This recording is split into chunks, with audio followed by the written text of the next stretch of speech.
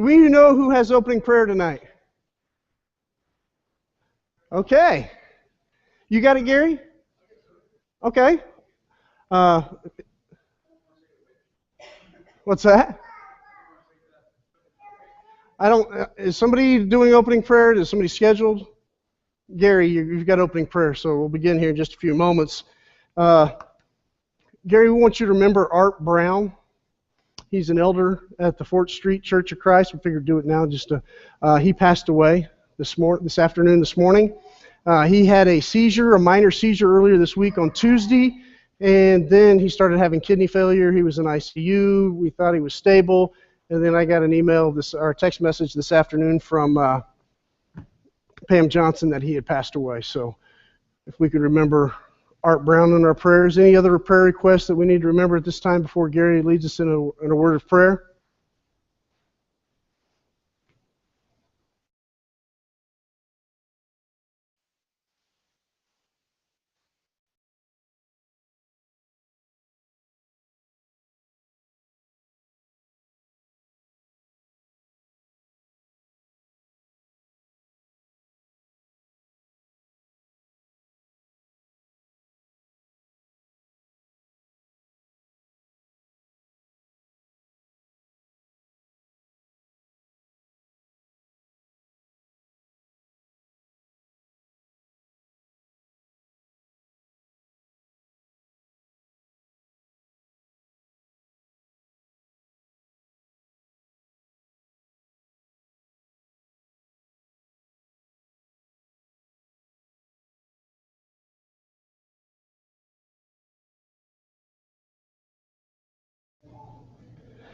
All right. Revelation 17 is back there on the chair. If you need to grab one as you come in, Mr. Wisher. I use the term Mr. lightly. We're going to be in Revelation chapter 17 tonight. 3 or 4 verses in this particular chapter that are probably some of the most debated, discussed, argued about verses in all the book of Revelation. Those being verses roughly 8, 9, 10, and 11, especially 10 and 11 are some of the most divisive in their understanding of what they mean. And as we go into the book of Revelation chapter 17 tonight, I want us to remind us, and I know you guys know this because I remind you always, that I want you to look at chapter 17 with the idea that this is a book, this letter that was written to the churches in the first century in apocalyptic language. So there is a lot of symbology. There's a lot of meanings of a number says one thing, it can mean something else entirely. When we look in Revelation chapter 2 and chapter 3 with the 7 churches of Asia, we see that those were not the only literal 7 churches that time. There was also Troas and others. But 7 is a number in apocalyptic literature that carries with it the number of completeness. So we look at that, we see completeness. When we looked at the number 666, or even as some other manuscripts have, 616, we look at 6 being a number that is less than 7, a number that is less than perfect, a number that is less than complete. We see in Revelation when we see woe, woe, woe, you see that there's an imperfection, imperfection, imperfection when you look at the number 666. So when we read Revelation chapter 17 and study it over the next 2 weeks, we're going to look at that. Remember the fact that this is apocalyptic literature. We're going to read through the entirety of chapter 17 to begin with to give us this overview.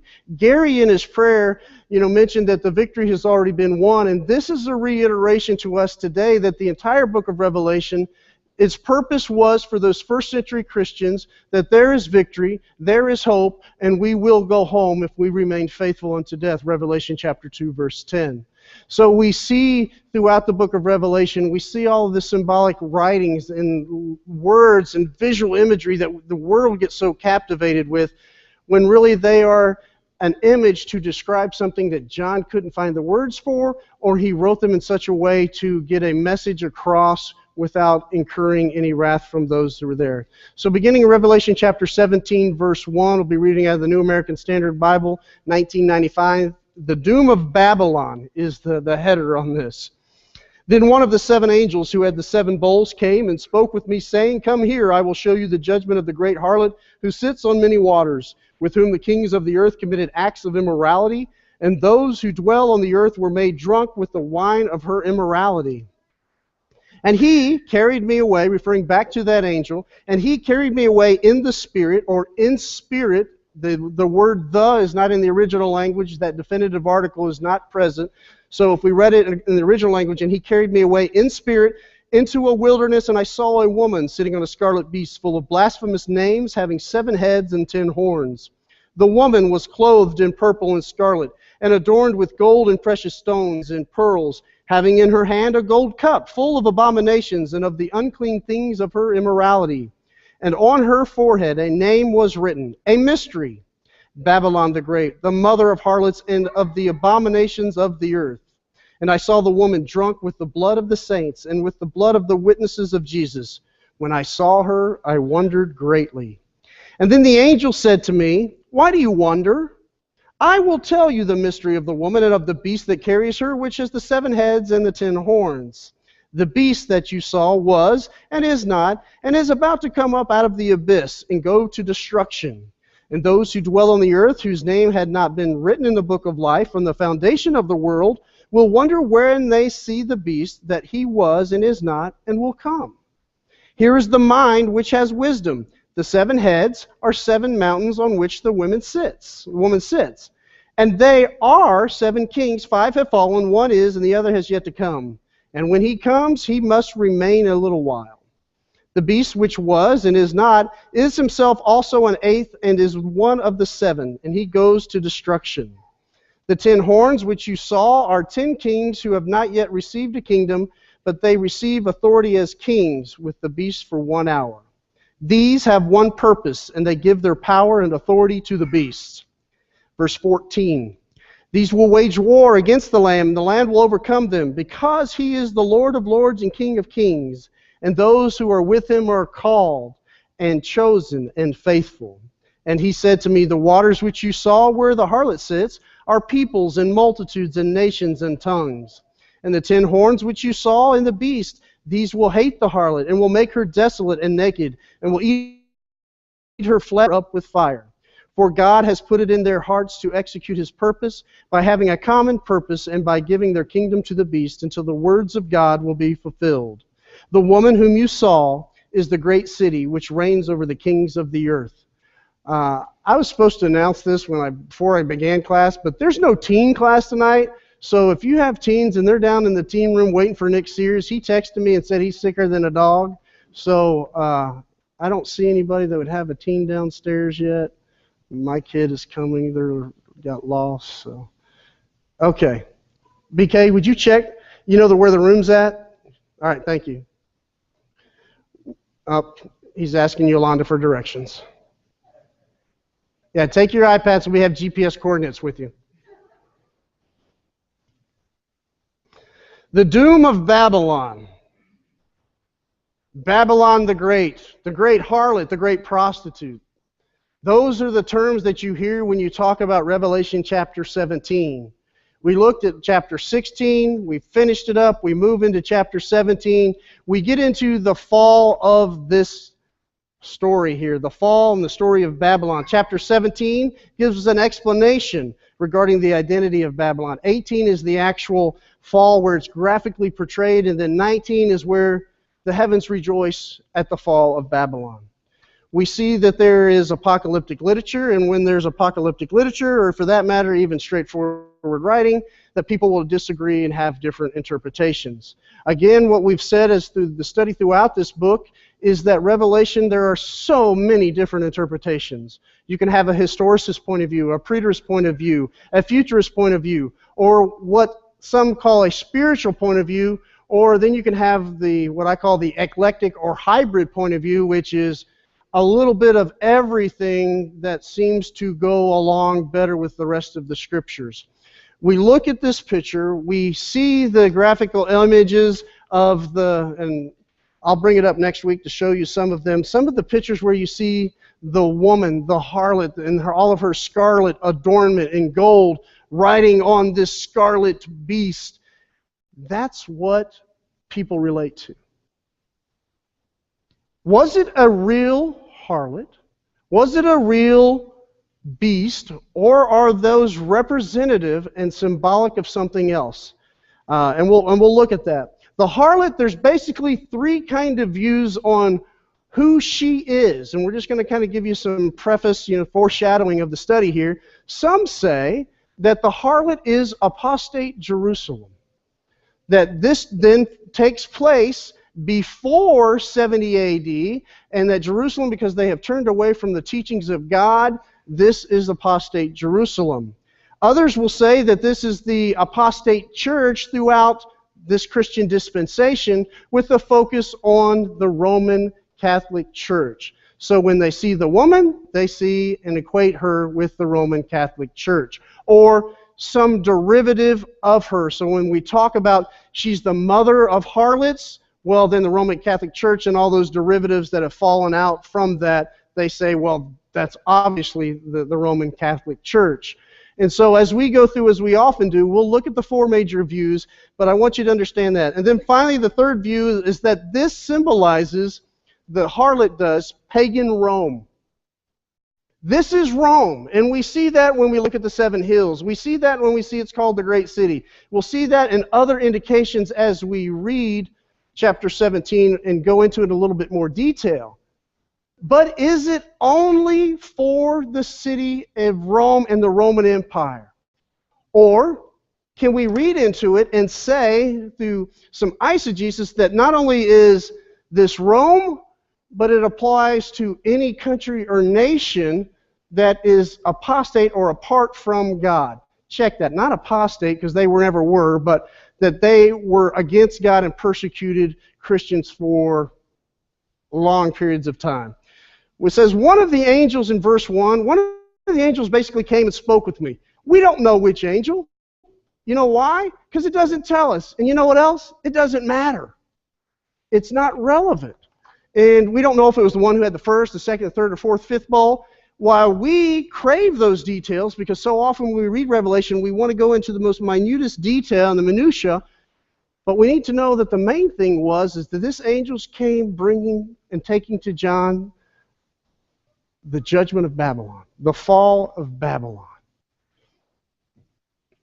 Can I get somebody to read Jeremiah 51, verse 13?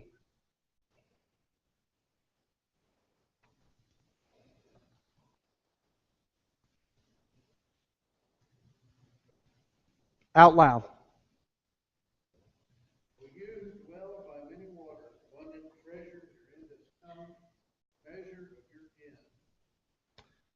Then one of the seven angels who had seven bowls came and spoke with me, saying, come here, I will show you the judgment or the end of the great harlot who sits on many waters. When we see the term many waters, yeah, Rome was definitely, on the Mediterranean. There was many waters. They controlled everything in that area. But it also tells us in verse 15. Can somebody read verse 15 of Revelation chapter 17?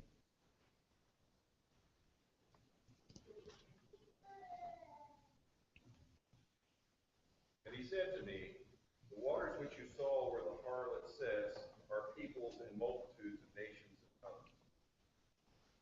The water is representative of all these peoples, all of these different nations. They were there. We know that Rome was an amalgamation of many different nations and people that they have conquered. And as such, they really didn't do a great job, if you look at and read through history, of incorporating and living cohesively with all of these different people. And as such, we see when we look at the different kings and the different powers and the horns as we get through toward the end of chapter 17, we see that, hey, you know as well as I do that if somebody's in first place, if they're the superpower, then they have a lot of friends. But when they start to fall, then they devour you. They will devour you, whether it's a nation, whether it's a person who is riding high, or anything. People are in it often for themselves, and they will tag along, whether it's with Rome or whether it's a certain leader, as long as it benefits them. We see through here as an overall view that when we look at this woman, who appears as a queen in some aspects, but the Scripture calls her a harlot. Verse 1 states that 7 angels spoke with me, and there's a great harlot who sits on the many waters. Do we even use that word anymore, harlot? Not really. Lee, give me another word. Prostitute. It was kind of funny, is because when I said that, Michelle giggles and was like, oh, I hope he doesn't say anything bad. Am I right, Michelle? Huh? Yeah. A prostitute. Describe to me someone who's a prostitute. What is their purpose?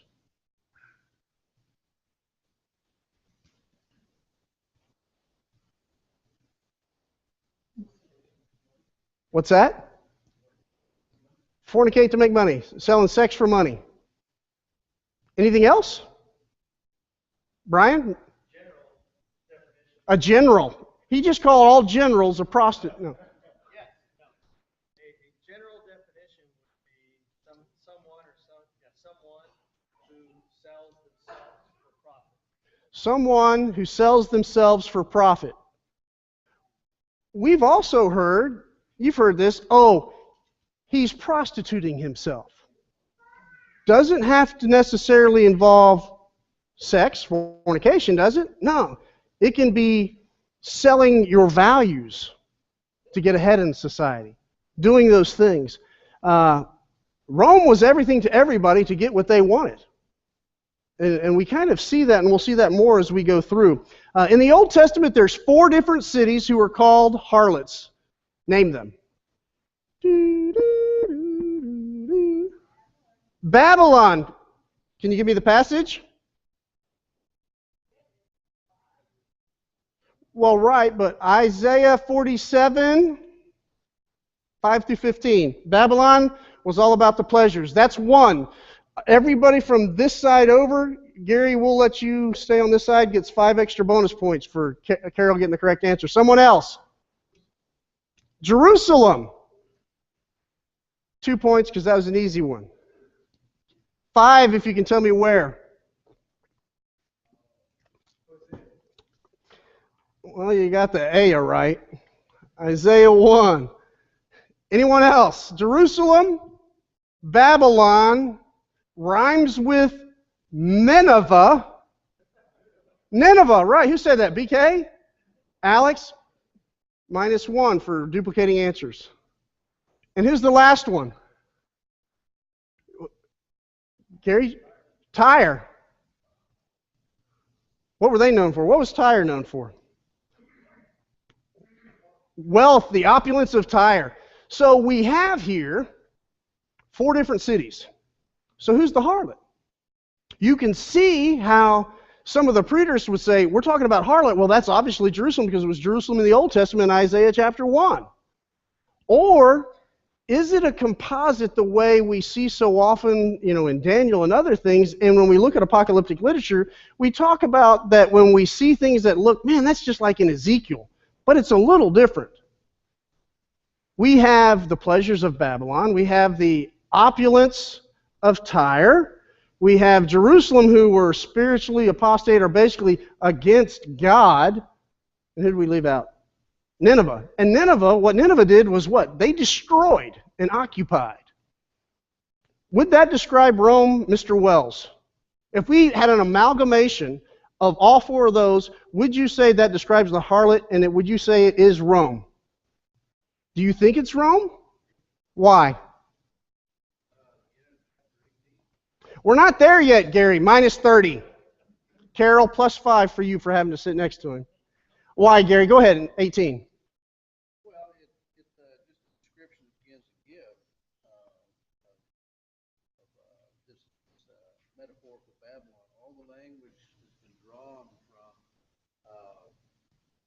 Isaiah, all the condemnation of Jeremiah. Mm-hmm. Read that condemnation of Babylon, judgment, and that language is pulled right into this. But Babylon, you're talking about here, is not a revelation. It doesn't. So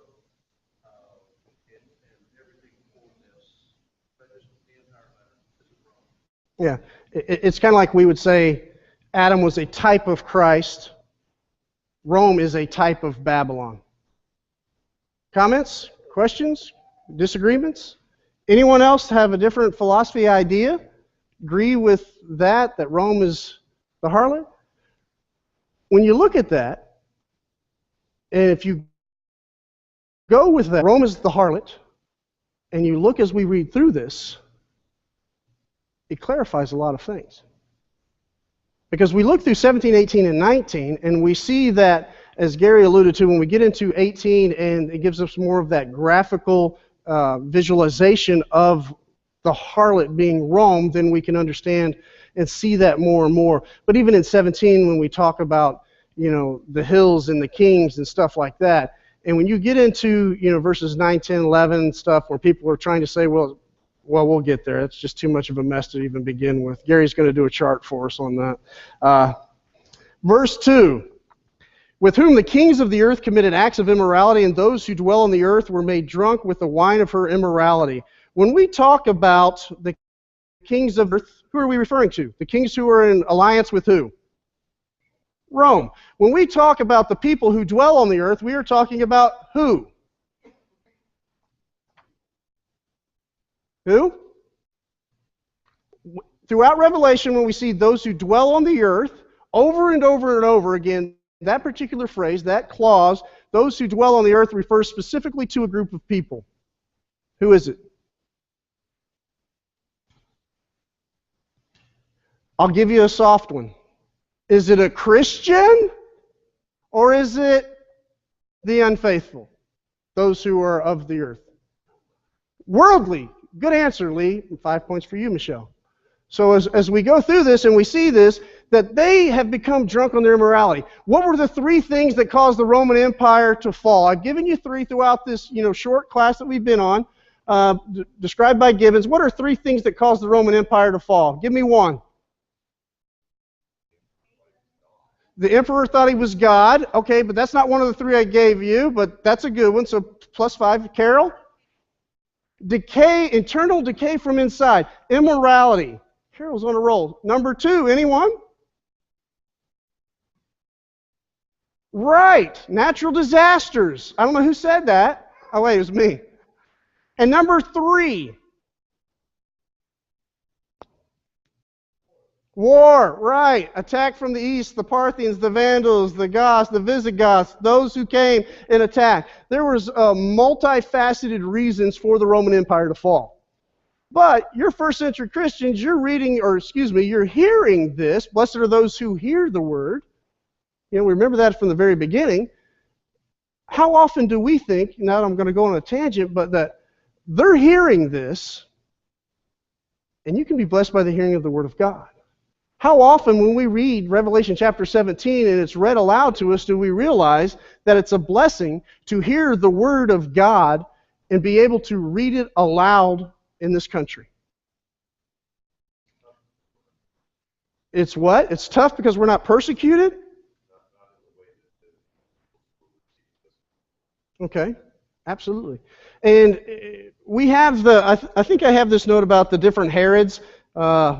Under verse 2, it talks about the dynasty of the Herods is a good example of this, that they were in power, they were allowed to be in power because the Romans allowed them, because the Romans could control them.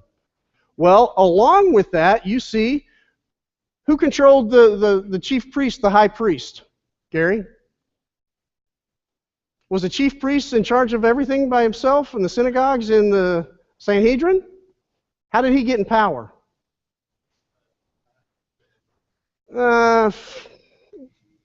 Right through here. Yeah. It's politics. It's just the same way. Any other comments? We go to verse 3. And he carried me away in spirit. I'm leaving out the. He carried away in spirit, and we know that John in chapter 1, that he was in the spirit when he received the vision, into a wilderness, and I saw a woman sitting on a scarlet beast full of blasphemous names and 7 heads and 10 horns. Tell me about wilderness. What would be the purpose of one of these angels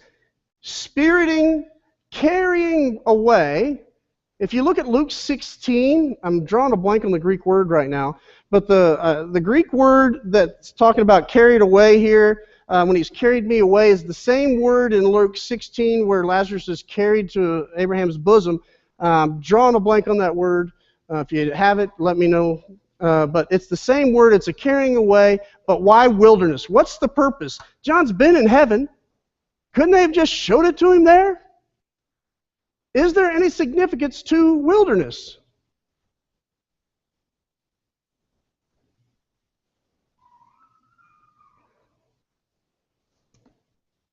You can look at your notes. Might be some stuff there, but not really. Not on why. What do you think, Lee? Why wilderness? When we think of the wilderness,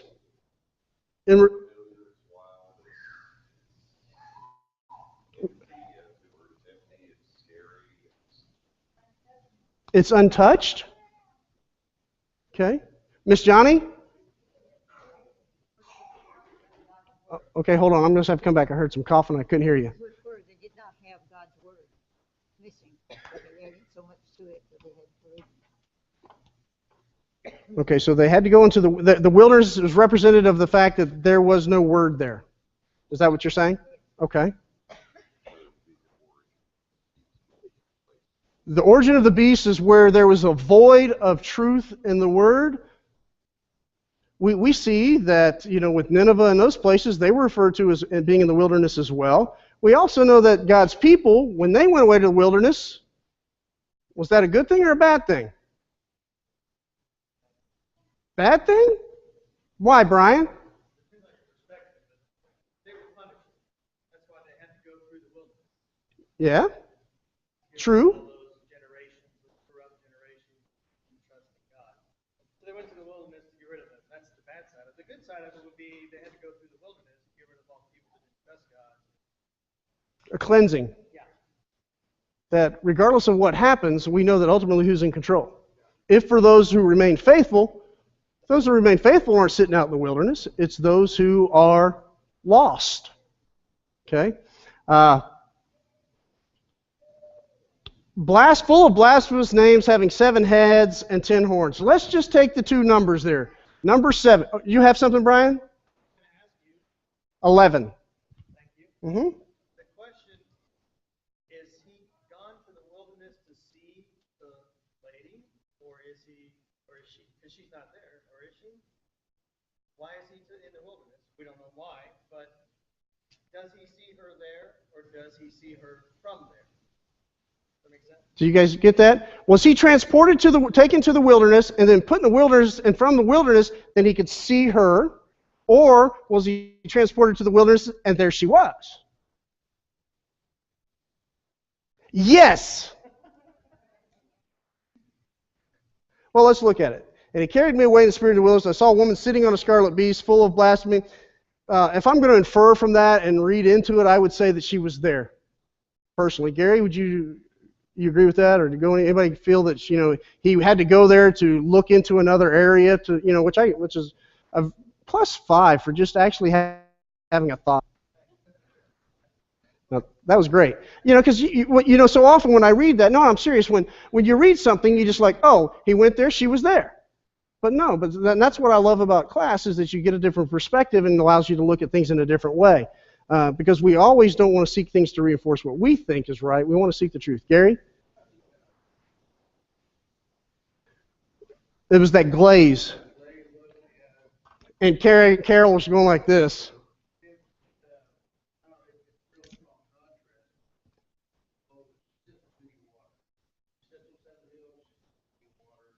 She's in the desert.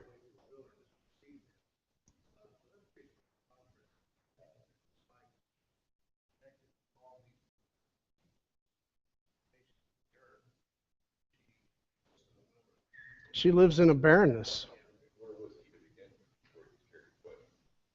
Well, at this point, so you go back, he was in heaven, he came down, we don't know exactly. Well, he had to have been in heaven because he was able to see the angel coming from the throne. So whether that was standing outside or not, again, the what? No, the beast, yeah. Well, and again, when we look at these things, we have to remember that these are symbolic of certain things. So if the harlot is Rome, what is the beast? And there's different answers for that. Some right, some wrong. Who is the beast? The scarlet beast. And what is scarlet indicative of? What does scarlet, the color, mean?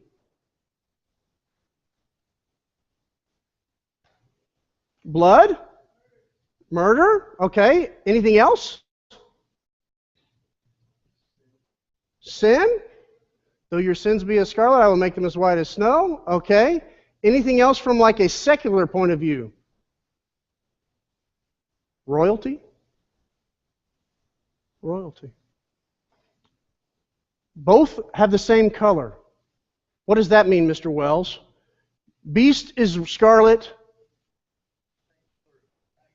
Same color as the dragon. Scarlet, scarlet, scarlet. So what does that mean? Same tailor?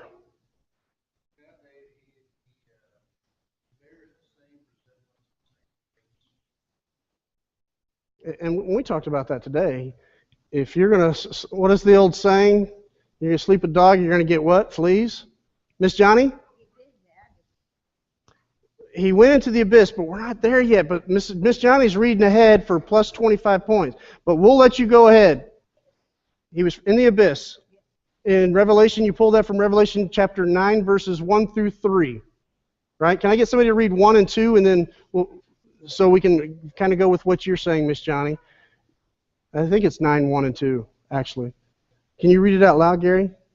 And the fifth angel sounded, and I saw a star from heaven which had fallen to the earth, and the key of the bottomless pit was given to him.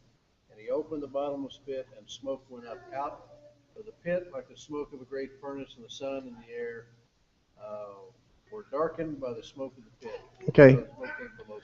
Pit, pit, pit. KJV has abyss. I believe that NASB. Miss Johnny, you have NIV. What is NIV? Does it have abyss or pit?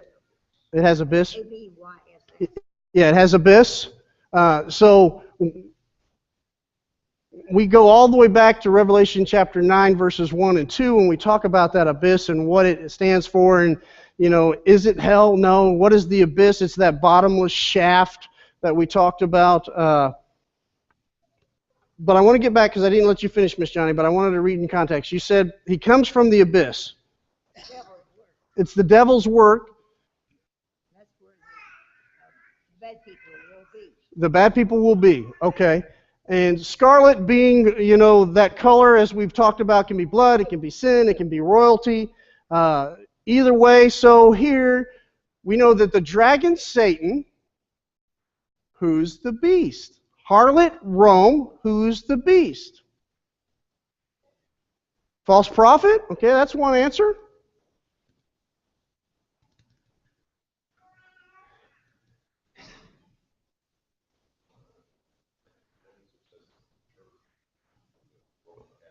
The Roman Catholic Church, which then would go with what he said.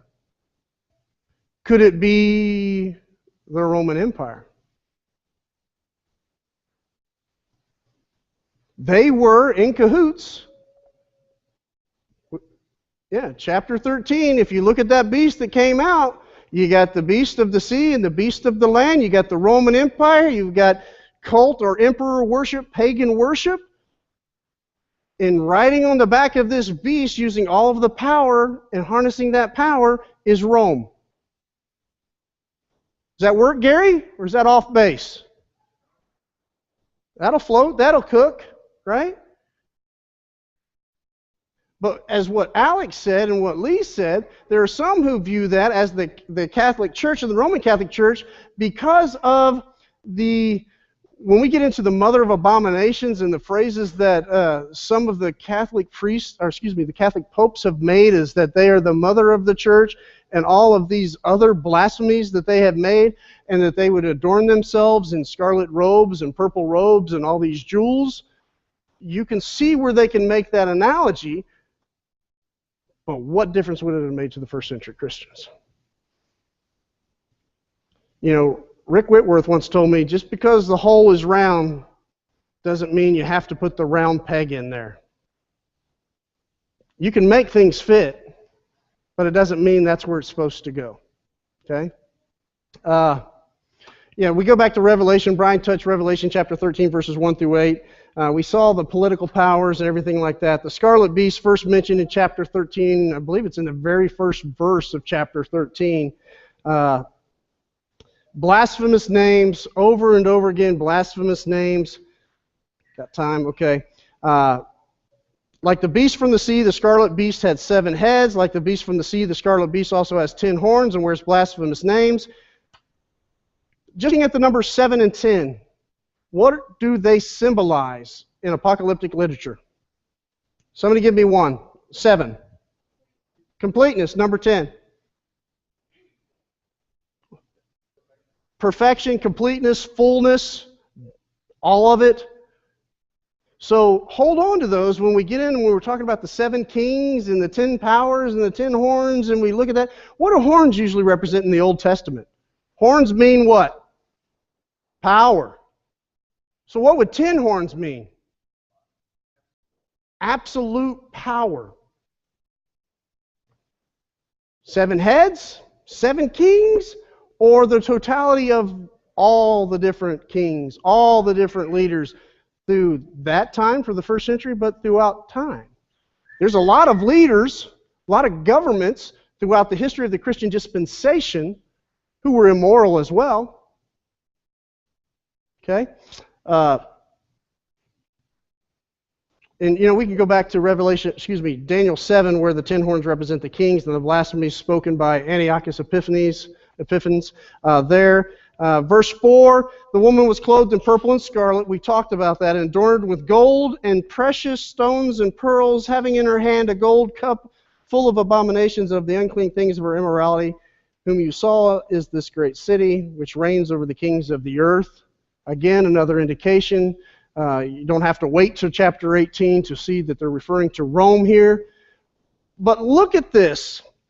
Go to first century Rome with me.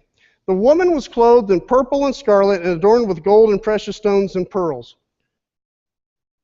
Who is she?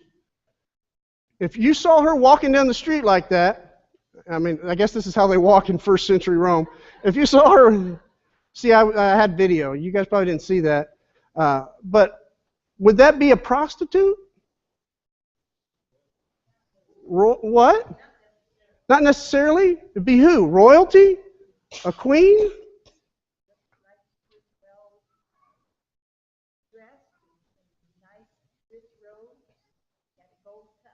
She had a gold cup.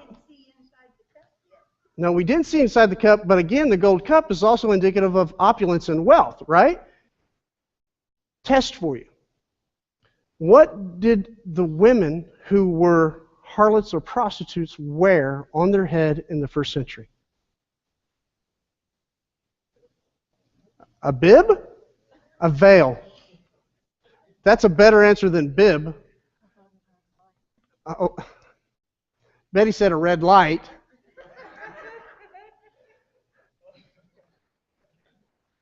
It was a candle with red plastic. No.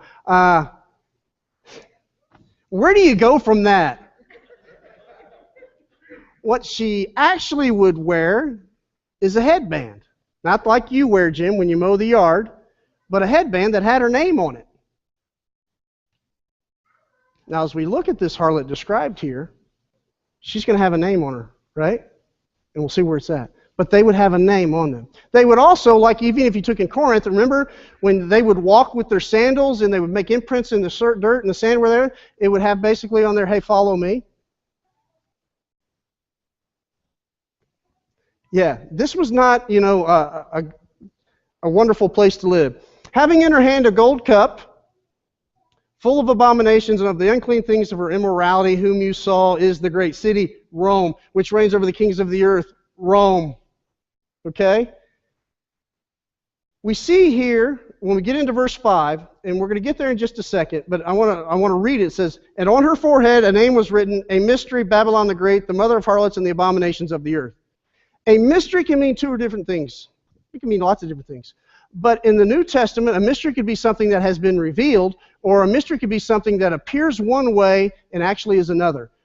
For example, she looks like a queen, but she's really a harlot.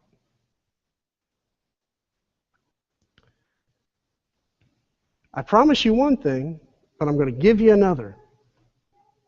Think about Satan. I promise you satisfaction, instant gratification, but what you're really going to get is eternal damnation if you follow that path. What sort of abominations, in verse 4, did Rome commit, Carol? Because, Carol, you said you hadn't looked in the cup yet. Have you looked in the cup? What kind of things did Rome do? Political corruption. Anything else? Martyrs? Persecute? Blasphemy? Idolatry. You know, as Gary described today in class, that you could turn around wherever you would spit, you'd hit an idol or a temple. And granted, he said he didn't actually do that. He was guesstimating. But it was filth. It was immorality personified. It was anything and everything. And so often when we see Revelation chapter 17, we see so often futurists who will take that city of Babylon, the great harlot, and say, oh, that's Las Vegas. That's Hollywood. That's Bellevue. No, go ahead. Bellevue, Washington. From a worldly view, that was the beautiful place to go. Not so much unlike everybody wanting to come to the United States. Okay, and Because of greed, because they want to be rich, because they want to have it all, because they want 3 watches and 4 cars, and they want to have it all. it looks beautiful to the world. Okay, and I want you to think about this question while we're getting ready to go to you, Alex, so be ready. But I want you to think, if you're sitting there in the first century, not a Christian, okay, and you see the Roman Empire and all that it does and all that it has, how do you perceive it? Do you perceive it like Lee said, wow, this is a great place to live, or do you see it as a cesspool of immorality? Think on that, and we'll come back to that. Question or comment? Can you speak up a little so we can have everybody here? For someone who doesn't put their faith in the Lord, focus on God, seeing something like Rome, which is, You'd start drooling. I would assume it just blow your mind. Like, wow, the amazing things that they had. I mean, just the Colosseum itself. I mean, we still go there today, and it looks nothing like it did when it was finished prior. Absolutely. And when people come to America and they go into a grocery store, I was talking to Masha, my interpreter in Ukraine, and we were riding through a checkpoint. I remember this so vividly. We were riding through a checkpoint, and they were telling me, don't look American. And I'm not sure what that means, because I don't think I look American, so I got all mean looking and mad. And but she said, and we were talking, she goes, you know, we'll talk up to this point, but then don't say anything more. And I said, you know, she's like, I remember going to Arkansas, you know, Searcy, Arkansas. And you know what she did every day? She was there for a month visiting there, and because students and faculty and stuff she knew. But what she did every day was walk to Walmart, because it was awesome. And, you know, it's that wow. But when I was in, you know, Donetsk and everything like that, I'm like, wow there, you know, because it's different things you see, because things that are different are visually stimulating to us. So what else do you see as we close here really quickly? What did the first century people see when they saw Rome and her influence? Were they disgusted? Were they excited? Were they welcoming the opportunity? Were they complaining about immigration from other countries that are coming through because the borders weren't tight? Thoughts? What do you think, Gary? You're Garius. in the first century. Gaius Maximus. What was that, Carol? Gaius Minimus is what Carol says. What are your thoughts when you look at where you're at? Are you pleased? Are you excited? Are you thankful that you live in the Roman Empire?